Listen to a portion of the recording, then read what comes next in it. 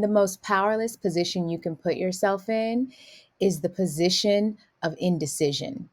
When you do not make a choice, when you do not decide what things will be for you, you are inherently making a choice.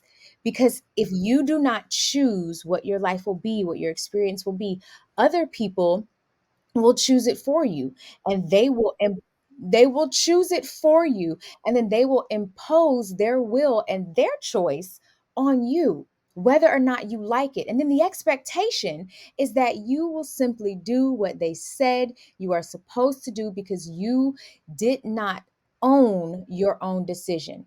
And that is where all of us fuck up, and that you have to own it. You have to own it.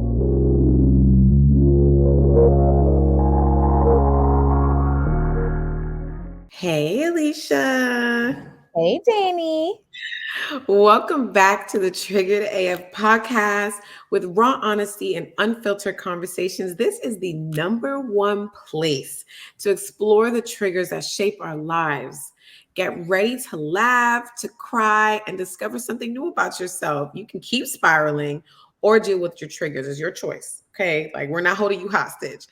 But if you are with us today, it just might mean you're ready to deal with yours. So let's tap on it. Let's go. Let's go. We're ready. Ready. Whew. This conversation here, when I tell you, I mean, there are so many people who are alive walking around like dead zombies. Oh, And yeah. it is incredibly heartbreaking because so many of us get all the way to the end of our lives only to figure out and realize we did none of what we were capable of doing. We wasted all of that potential, and we didn't even try to make our own choices and decisions. And in this conversation, our goal is going to be to help you to identify exactly where are you, or do you feel as though you are wasting your life? And then what tools and strategies you can use to turn this ship around. Okay, not shit this time, but turn this ship Or maybe around. both. Maybe both. Same thing. The ship and the ship. Turn around. Let's Turn it figure, let's figure it out. There's something about when you feel like you've wasted your time around. that is very heavy. Because time is something you can't get back and it's linear and it's only going that way, when there's so much left behind you, especially as you get older, there's this kind of like daunting, weighted feeling that comes from feeling Heaviness. like, damn, I wasted my time. Damn, my life is so, there's much more behind me than there is ahead of me for people who are, over 50, kind of getting into those last the last quarters or so of your life. And that's just the reality, y'all. Like, we're not here forever as humans. We are mortal, and we do have a clock that is going to um, just Run end, out. all of us. Yeah, it's going to run out. And we wanted to have this conversation because there is a lot of, I think this comes up more in the age of social media. It's so easy to look on social media and feel like everybody's doing all the things, everybody's so much further ahead, and you're just stuck and you've just been sitting. And we wanted to have this because our audience is mostly women. I would assume that like a lot of the people who feel this way are female, are women, are people who identify as women. There's just something about all the self-sacrificing and all the adjusting and all the martyrdom that we like to do that results in this feeling of a wasted life. The giving up the career to become a mother, the giving up the motherhood to have a career, the Yeah. settling for the man that you didn't really want, but he's the one who wanted you.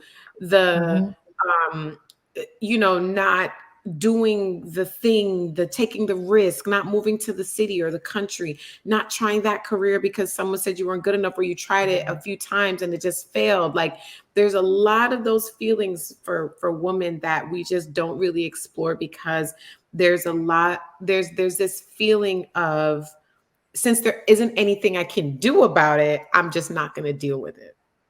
Absolutely. And the most powerless position you can put yourself in is the position of indecision.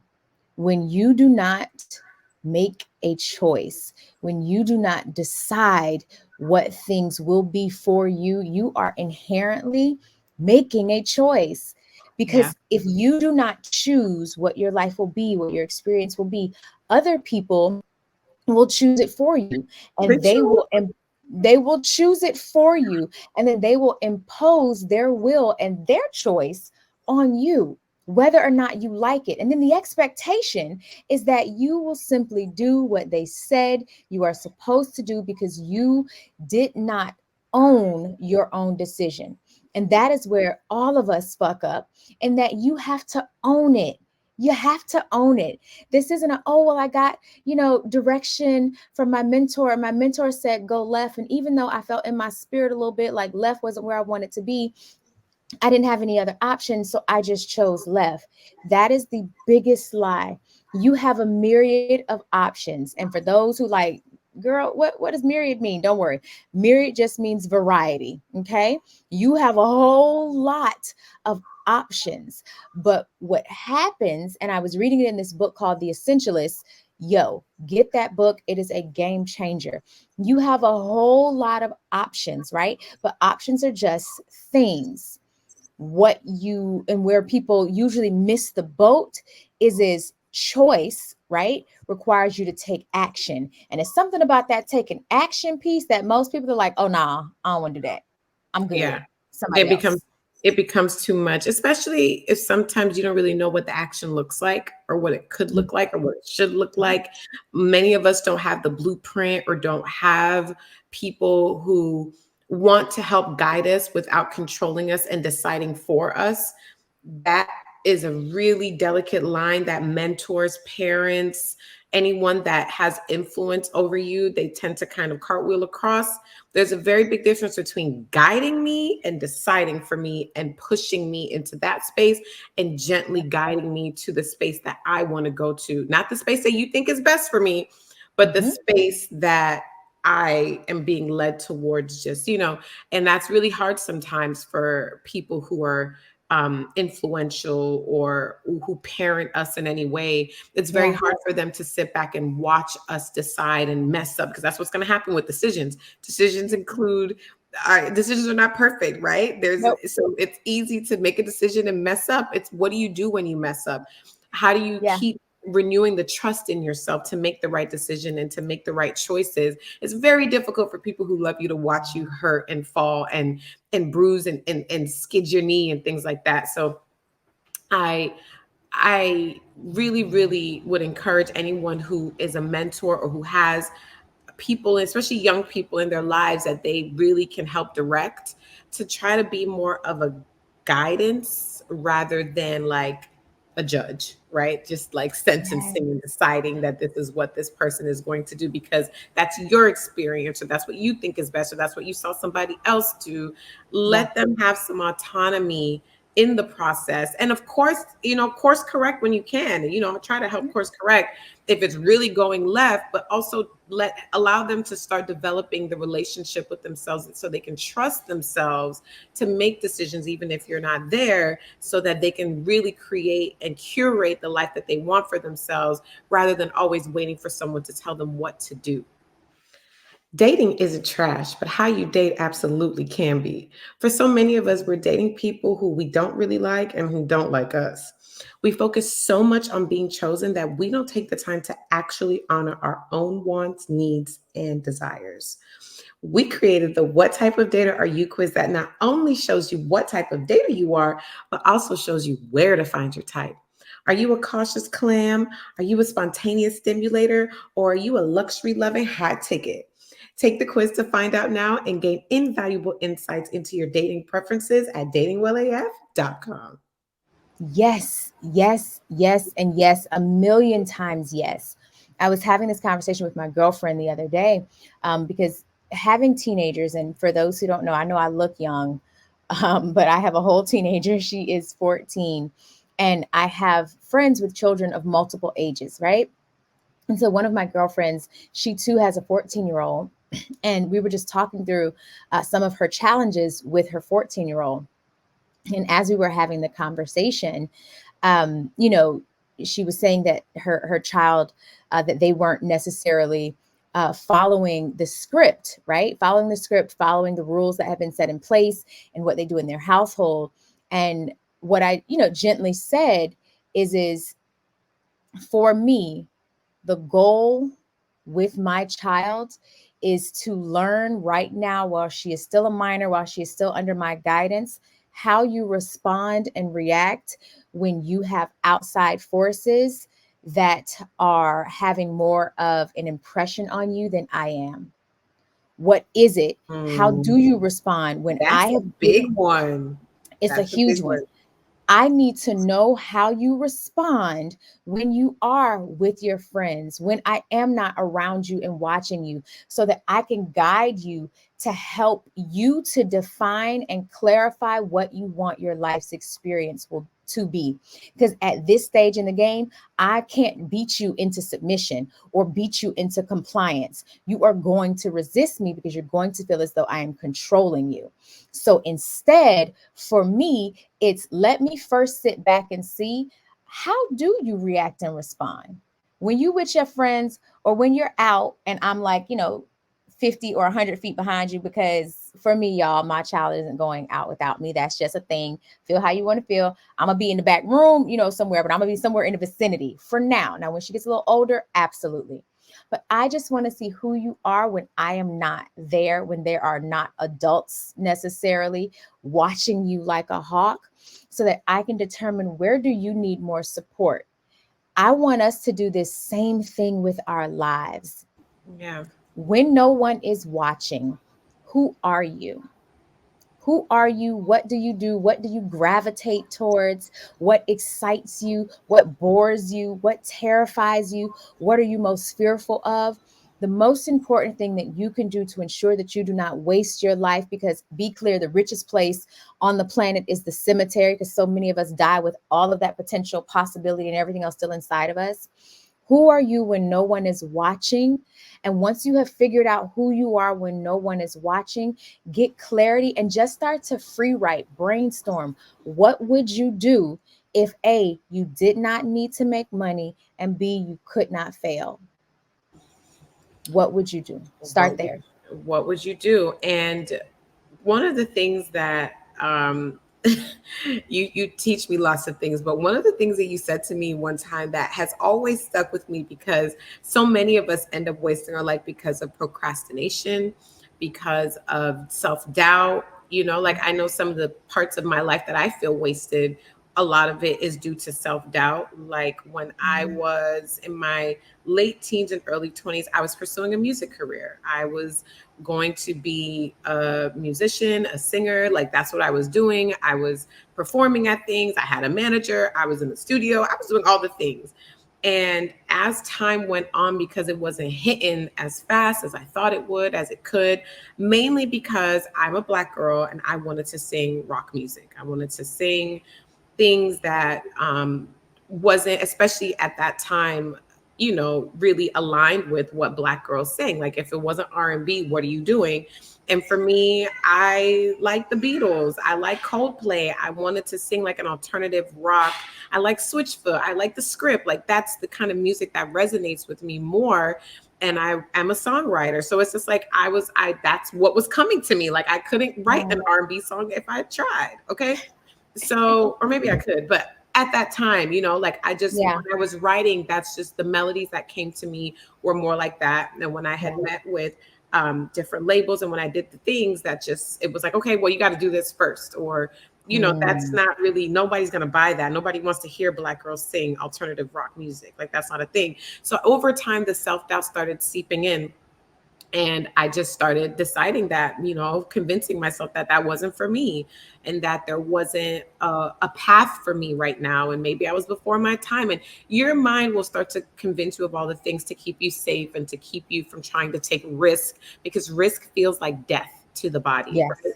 So, I remember just kind of making the decision that I wasn't going to do this anymore. And now as time has gone on, I definitely have some regret and feel like, man, did I not try hard enough? Would another Mm. year, with another, because sometimes you're gonna you break right when, like, everyone's like, I was just about to give up, and then I broke. And something that you said to me that sticks with me so deeply, and I really think about it daily, is you said to me that you believe that the greatest sin is not giving the world the gifts that God gave you. You said that you believe that when you die and you get to the pearly gates, God is going to say, I gave you this. What did you do with it? Yeah. And you said that Yeah. you believe that if you did nothing with it and if you didn't fulfill your purpose, that that is the greatest sin. And I just was like, I don't know what, that's not something I heard growing up, or, I don't know if I Yeah. could locate that in the Bible somewhere in some form, but you said it and it resonated with me so much, because, like, I do have this talent of writing music. I do have this talent of singing. I do have this musical ear. And I just decided I wasn't going to do anything with it. You know what I mean? Yeah. And it just feels like a part of my life that I wasted. And it's not a good feeling, and I know Yeah. that a lot Yeah. of times as people, we don't want to sit in those negative feelings, but you do have to be honest with yourself about parts of your life that you feel you wasted or you gave up on, because you let other people talk you out of it, because you let doubt come in, because you felt like you weren't good enough to have this thing. The first step would be to just be honest about, where do I feel like I wasted time? Was it a relationship? Was it a Yeah. career? Where is it at? Like, where is this feeling coming from? Like, where, because it gets mixed with regret, but really you feel like you wasted time. And Yeah. when you waste that time, what are the steps you can take to reclaim it? Absolutely. Absolutely. You just said a whole mouthful. And it is in the Bible. Like, everyone knows, if you've ever listened to this podcast, I grew up super religious. I mean, like, religiosity to the extreme. And so a lot of times we were preached death and damnation. When you get to heaven and you get back to God, he's going to play this movie of all the things that you did wrong in your life and all the sins that you committed, and this, that, and the third. And even from a child, that didn't really resonate with me. I was like, first of all, if you're saying he sent Jesus because he understood that we were just some sinful ass creatures, and no matter how good we tried or how well we tried, we were still going to commit sins and be wrong, and do things that went against the lessons and the commandments that he had given us. So he sent his son so we wouldn't have to keep killing lamb to be absolved of our sin. If he knows this, then why in the hell would he waste his time, even though time is a construct that we created? But why would he waste all that energy? Because energy that's not something we created, that just is. Why would he waste all that energy showing us all the things we did wrong? That just seems like, for a God who's as meticulous and as detail oriented and as intentional as he is, and complex, I just feel like that's gonna be wasting his energy and his time. But there is a parable in the scriptures that talks about the master who gave his servants gifts. To one, he gave 5 gifts, to one, he gave 3 gifts, and to one, he gave 1 gift. He went away for a really, really long time, and he came back. And to the one he gave 5 gifts, he asked him, what did you do with what I gave you? And the one who he gave 5 gifts said, hey, I used everything you gave me. And when you left me, I had 5. But now that you didn't come back, I have 10. 10 is the double of 5, right? You don't even got to know good math to know 5 plus 5 equals 10. Put both fingers up, count them. For most of us, we got 10 of them, right? It equals 10. That means he used 100% of the gifts he was given. Same thing with the servant who had 3. He had 3, he brought them back. Ayo, you left. I got 6 for you now, right? Again, using 100% of what he was given. But now to the one who had 1 gift, he said, well, I knew you take where you don't plant, You don't do no work, but you want the results. So you gave me one, here, I'm giving you back one. And what he said to that servant is depart from me, because you could have done something and you chose not to. I don't want you in my sphere. So for me, that resonated with me a hell of a lot more than the death and damnation. Oh, you've been so sinful. Let me show you all the things you did wrong. Because for why? We know you was there. You was there when I Right. was. It can't just be just about the acts of the sins, right? Like it can't Yeah, just be just about that. Everybody, we always talk about this, everybody that's using the Bible is just the most sinful, the broken, most. all the things, just the bottom of the barrel sometimes. I don't understand. And there's just something about finding, and all that's just to say is finding what your purpose is and walking in it. Like, what is the meaning of life? What's life all about? Like, that is what you're doing. You're trying to figure out, how do I serve? And the only way to Yes. serve in your greatest capacity is by figuring out what your purpose is. And for a And lot wait, and using your gifts. and That using to your me, gifts, right? And that using to your me is gifts the greatest to, way. because we all have them, right? Like, there's this, we believe that gifts are for specific people or worthy people or special Mhm. people. We all have some kind of gift. It's just most of us are not really told what they are. We're not really told how to hone them. Like, we just don't really have a lot of information as to what gifts look like, how they manifest, how they show up in our lives. I do think sometimes that's one of the benefits of religious settings, is they do tend to focus a lot on giftings, and they want you to not use them too much, but they can at least help you acknowledge a lot of times, especially religious settings that I grew up in, giftings and things like that were something that were very promoted, and um, people were excited about them because they felt like it could help serve the church more so than serve outside of that.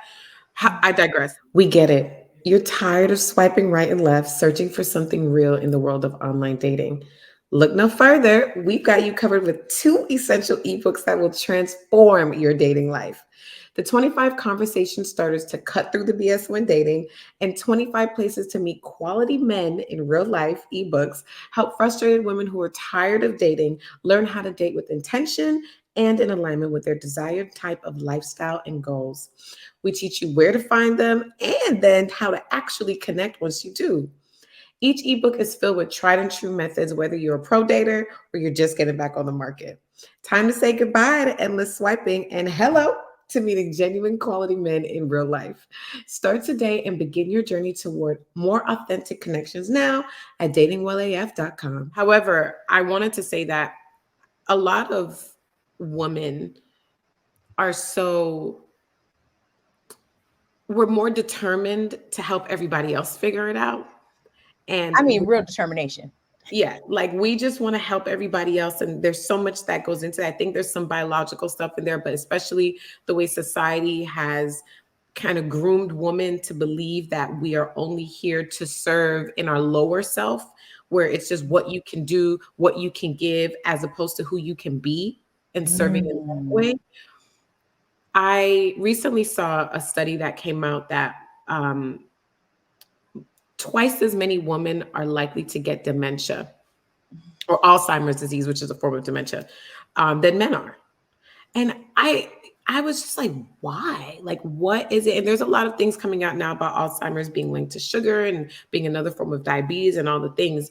However, I always like to take a deeper dive into the emotional, or mental or trauma or other things that Mhm. cause disease and illness. And I'm not a medical doctor, so I'm not diagnosing or saying this is what it is, but something in me was just like, God, I wonder if we have so much dementia because in order to cope with all the things that we had to put up with and sacrifice and put ourselves through, and all the pain and all the trauma that just comes from having a vagina. I wonder if your brain is like, oh, just forget about it. Don't Just worry. fuck this shit. Don't even think about it no more. Like, honestly, like, as a way to protect you and keep you alive, does your brain just decide for you that just forget We're not going to remember this shit anyway. it? And not to make light of such an No, no, no. awful, and I think it's one of the worst diseases to exist, because to live a life and then just not remember it, or not remember your name, or not remember people who Yeah. love you, is awful. And also, I think, is there something that your body's trying to do to help you just deal and stay alive because of all the things that you had to sacrifice and because of this feeling of a wasted life, of just not fulfilling, not accomplishing, not doing, not being, all the things you feel. And we all feel it when we sit by ourselves. We all know that thing that, oh, I like this, or oh, I really want to do this. And then Yeah. we get stopped by the voices and the internal thing that's just like, oh, you can't do that, right? The Yeah. little angel and the devil on your shoulder. Like, Yeah. we sit with that, Yeah. some of So us it's sit with it, and it yeah. becomes a real place. It becomes a wound because it just sits Absolutely. there and festers and doesn't become anything else. Absolutely. So then it's all right. Well, okay, we've had the conversation. So then what do you do about it? What do you do? The first tool, and please understand that listening to these episodes, you gonna get you some tools, okay? So always keep you a pen and paper handy or a cell phone that you could write some notes in. But the first thing that you're going to want to do is get a piece of paper, and I want you to just free write. I do it a lot with my clients in my consulting firm. Is I have them free write. What does your life look like doing exactly what you want to do? It don't have to be sentences. You can literally write out. For me, it would be traveling to a different country once a month. It would be speaking on a stage, whether it's 50 people in the audience or 50,000 people in the audience once a month. It would be indulging in nutritious yet tasty foods from all over the globe. It would be loving on my partner and having these beautiful dinners where my friends with their children and my child and my partner's children or whatever are coming to eat and indulge in really nutritious types of foods and expansive experiences to discover our best selves. Like, free write. That literally was me free writing to you without a pen and paper. Free write, what does your best, most fulfilling, most nurturing, most supportive, most passionate life look like? And don't tell me that this isn't possible, because we're not introducing doubt into this step number one. Doubt, Yeah. they're not invited to the table. This is not where they're allowed to come in. Free write. Tool number one, free write what your life looks like. That's number one. Then number two, I want you to now write out what the current reality is. That one's the most challenging, right, Danny? Yeah, yeah. It's just, that's what's happening right now in your real life. Right now. Where do you live? What are you driving? What are you wearing? What job do you work at? What is your family structure? Like, Mhm. write it out and just be honest with yourself so you Yeah. can look at it and just see, so that you can compare the life you say you want versus the Mhm. life that you have now. Yes. Yes. And Danny already alley-ooped us to the next one. What you're going to do is and this is, I call it bridging, alignment bridging. And it's tool number three. Alignment bridging is identifying where the disconnects are between what you say you want and what you currently have, right? What does that look like? If I was going to give an example, Danny said that she gave up writing and music because there was no place for it, right? Okay, so there is misalignment in what she's really passionate about and what she's doing. Okay, once you figured out where there's the disconnect, then you can go into the next step, which is the writing out what are ways in which you can tap into, even if it's just a piece of it. Because if you're living, then you've got stuff to do. You've got parents, you're caretaking, you've got kids, you've got jobs, you've got all these roles and responsibilities that you have. So you may not be able to, oh, I'm going to launch full force into a music career, because you've got things you've got to do. But what you can do is once a week, I'm going to start writing again. I'm just going to do that once a week. And then once a month, I'm going to research maybe writing camps that I could attend, or places where I can submit my songs to be sung by other artists. There is always a way that you can still get what you want, even if it doesn't originally look like what you thought it would look like. I like to think I am incredibly smart. And also, I have ADHD It can be really, really debilitating, especially when I was younger. It was quite debilitating in that my time blindness is wild.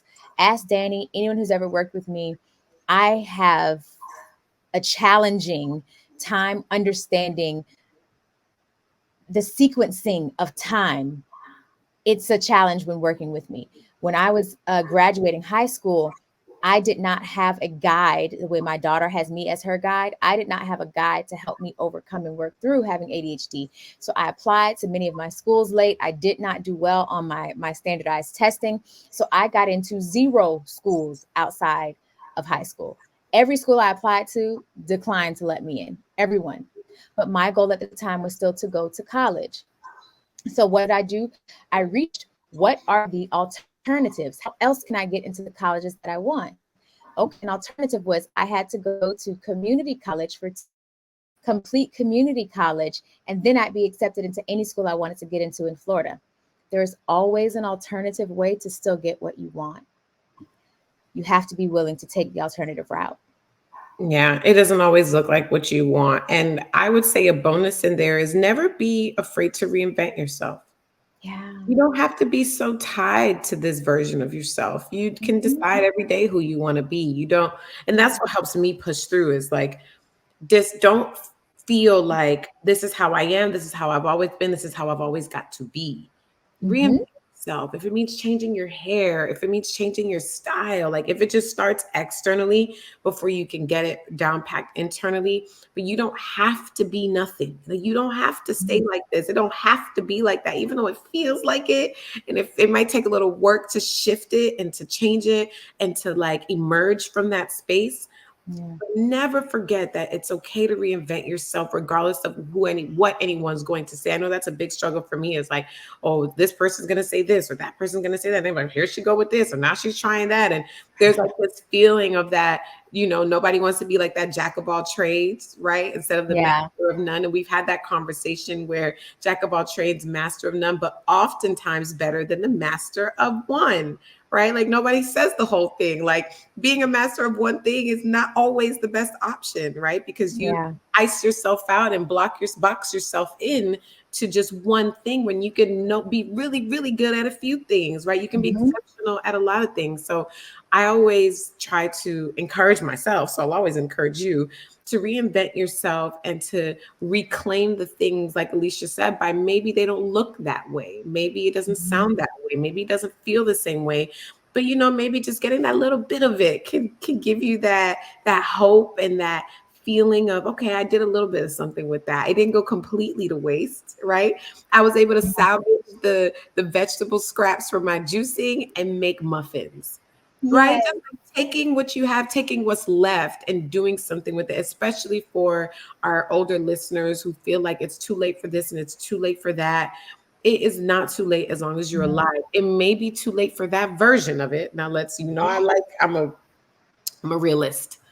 It may be too late for that version, but it's never too late to figure out what else it could look like, right? Like if you are in your 60s and say you wanted to become an actress, right? Like maybe you may not get leading roles, but maybe you can play the mom and be a supporting actress. Maybe you can be in commercial. Maybe you can go into commercial work. There, like that doesn't really have as much of an age restriction. Like there's some actors and actresses who didn't even start acting till their 40s. And Like here's the thing. you know what I mean? Like Yeah, there's but I want you to pause there. You can still be 60 and be a leading actress, because of what if course, the yeah, of what if the course. film is the lead is an older person? Yeah, Like, you never know. you But I'm saying never some people know. feel like, oh, I have to be young and hot and beautiful. Yeah. And those are the roles that you're going after. And you feel Yeah. like, well, now I'm too old for that role. So I'm just, giving a perspective of like, but what if you can do it and just be in the same space, but just in another way? Like there's Yes. just so much, we get too hopeless too fast. And this society thrives off of hopelessness. It's how they Mhm. keep you in like a daze and a sleep, and Yeah. to kind of feel like there isn't anything else. This is all you have. That lack mindset, instead of thinking about abundance and all the things that you have. There are people who get into shape at 70, y'all. Like, you can't just decide that there isn't anything else for you. That's how you waste your life. You waste your life by deciding that there isn't another option. That's a decision that you're Yep. making. That's not the truth. That's not the reality. There's No. always another option. When I listened to Tony Robbins, I was listening to something, and he was just like, he asked somebody if somebody was having like a cigarette addiction problem. And he was just like, well, what did you try to stop? And they named like three things, and they said they tried everything. Right. And I've given this example before. It's just like, but are you like, do you know what everything is? Like, have you tried 100 things? No, you Like, have not. you have not tried everything. You have not exhausted every option. So I Yeah. just want to encourage anyone listening to this to the steps that Alechia stated. Yes, the bonus of reinventing yourself and not being afraid to reinvent yourself, and also just sitting with yourself and figuring out how can you just reclaim even the little that's left, that little bit, Yeah. that's the scraps that you want to now decide that you wanted to toss. Like, can you throw it into a soup? Can you throw it into a Yes. smoothie? Can you mix it up and blend it up and make something else out of it? That has come to me so much with cooking now, to be less wasteful, because I would Mhm. just like toss this, or I can't do anything with that. When it's like, no, take that bone, take the bones and make some bone broth. Like, Mm. like the old adage of life gives you lemons, you make lemonade. Like, what can you do with what you have? Yes. Yes. And then taking some action. You only waste your life when you sit on your gifting. When you sit on it, when you pretend as if you cannot do something because you are not in a position to do so, or you don't have what you need, I call bullshit. Yeah, That is bullshit. You can start with little to nothing and create whatever you imagine. You just have to be willing to imagine, and then couple that imagination with a belief that not only is it possible, but it is possible for you, and yeah, a commitment to putting forth the actions that it takes to make that dream in your head a reality in your hands. But that requires that you make a decision. And yeah, then after you have made that decision, that you reinforce the decision by taking action with your choices. yeah, You and only you decide that your life is wasted. But if you are tired of wasting your life, take what we have suggested you do in each of these tools and start immediately. I tell people all the time, the reason I am able to learn so quickly, and it's so funny, whenever I'm speaking with folks and they're like, "Oh, well, what do you do?" And I'm like, I feel like I've lived like 5 lifetimes already because I do a lot. Is I am constantly, as soon as I learn something, I implement immediately. I learn it, I read it, I implement. Learn it, read it, implement. If you can get yourself in the habit of hearing something, deciding, okay, what resonates with me, what works for me, what's the meat, what's the bones that I'm about to throw away, and then taking action on it, you change your entire existence. Everything changes for you. you really do. And surrounding yourself also with people who are acting, right? Who are action takers, who are Yes. doing the things, who are um not wasting their life, right? Yeah. Like, Yeah. the people who are the doers, and like, it's nice to be around the dreamers too, but you got to get some people in your corner that do, so that they can help Do. push you and motivate you, and find someone you trust that you can tell some of these maybe wild dreams or things that you think you can't do. Find inspiring stories. Like, I watched a really inspiring documentary around Arnold Schwarzenegger, Mhm. and just how like his brain is wired is fascinating to me, right? And that inspired me to like take action and do things. Like, find the things that'll help, kind of carry you through as you're evolving to be that person. Because I know this just personally, it is very easy to feel like how you are is how you have to be. It's Mhm. easy to condemn yourself and to be like, you know what, I've always procrastinated. I'm procrastinating my whole life. You can change. You can decide. Just because your mom was like that, your grandma was like that, you've been like that for 50 years, like, you can change. Like, oh my god, like, I don't know, like, I'm so passionate about change and people like Yeah. evolving and figuring it out and finding their highest self. But if you decide And if you just give up and you throw in the towel, that's the only way you lose. Yeah. The only way is when you give up on something without really giving it your full effort. And I wanted to say this before we go: when it comes to relationships, especially, and if you're a woman or if you're a man or anyone in anything domestic violence, I'm sure it's easier said than done to just write it out and make a switch, because children might be involved, finances might be involved. We get that it can be a very sticky web of things that may prevent you and may help you feel stuck. There are professionals now, especially I know in the domestic violence world, that can help you come up with a plan to leave. Hmm. Yeah. There are strategists that help women and men leave domestic violence situations and help them financially. There are homes you can go to. There's a lot of resources now. So becoming resourceful is probably an Yes. extra bonus as well. It's just Hmm. being resourceful. Like, that's one thing I can say about Alechia. Like, Alechia will Google and YouTube University all the things and figure it out. You don't have to wait for somebody to tell you what to do. Like, be resourceful, be proactive, and go figure it out instead of just deciding that this is the way it has to be.